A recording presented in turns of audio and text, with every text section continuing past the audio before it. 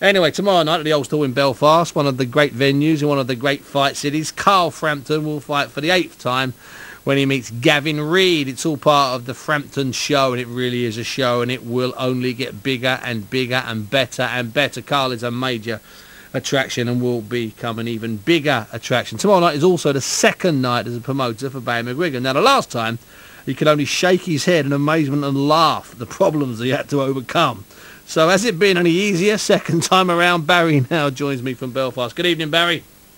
Well, good evening, Steve. Is it any easier the second time? I can assure you it is not any easier. We have had another baptism of fire, and the weather has created havoc and just wreaked havoc the whole day because they weren't sure whether fighters were going to get in. We still have 2 fighters in Kiev to box on the undercard, and we're desperately trying to get them on flights for tomorrow, but it is proven a major, major problem. Gatwick had 12 inches of snow last night, so it's snarled up, and so we've had to change flights from there to get them out of other flights. So the good news is we have all of our fighters in. We have 4 of the opponents in, and there were 6 fights.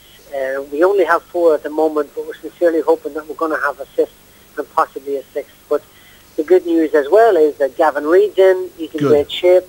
Frampton's in great shape, and they're both very, very determined young men.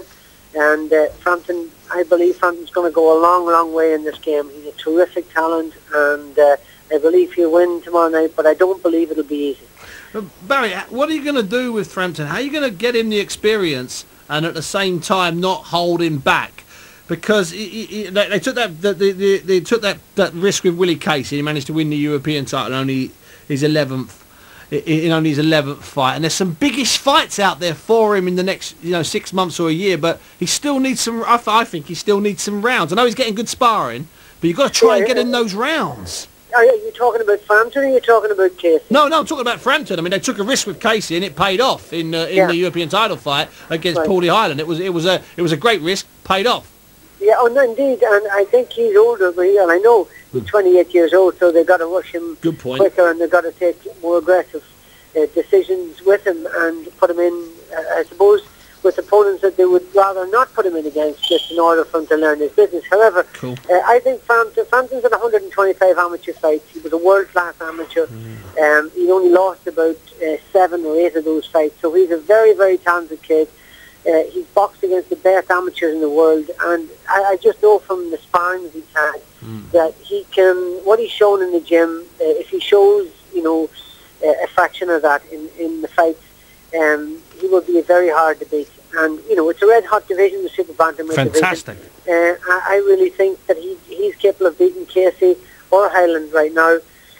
But, again, I'm not going to take any risks, and we're going to work towards British Commonwealth titles, and we may have to navigate around some titles because they'll be wrapped up, etc., etc. Sure, but I think fairly soon he's going to be fighting for major titles, and this is the Celtic Super Bantamweight title fight tomorrow night against Gavin Reid. It's 10 rounds, and it's not going to be easy, but I think this kid's really got it, and I believe in him 100%. Yeah, and so do I. And I had him on the show last week, and I think he acknowledges that he's not going to drive you mad to get him British and world title fights tomorrow. So I think he understands the game as well. To be honest with you, Barry, and that's always handy. He's a mature fella, and he knows his stuff, and he's not arrogant, but he's very self-confident.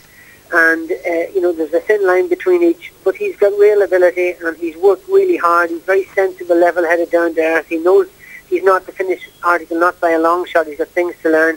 And tomorrow night's another learning fight, and I believe he's a spectacular kid. He's very, very aggressive. He's terrific combination punches. He boxes as good going forward as he does going back. And it's these type of fights that will tell us how good he is, how capable he is. How capable he is. Now, Barry, on the weather front, I'm flying in the morning to work at ringside. Will my plane land? What's your gut feeling? It will land in Belfast. Dublin was reasonably bad. It's better in Belfast. Okay. I could do the weather forecast here, I can tell you. You're multitasking. But, I think you'll get in all right.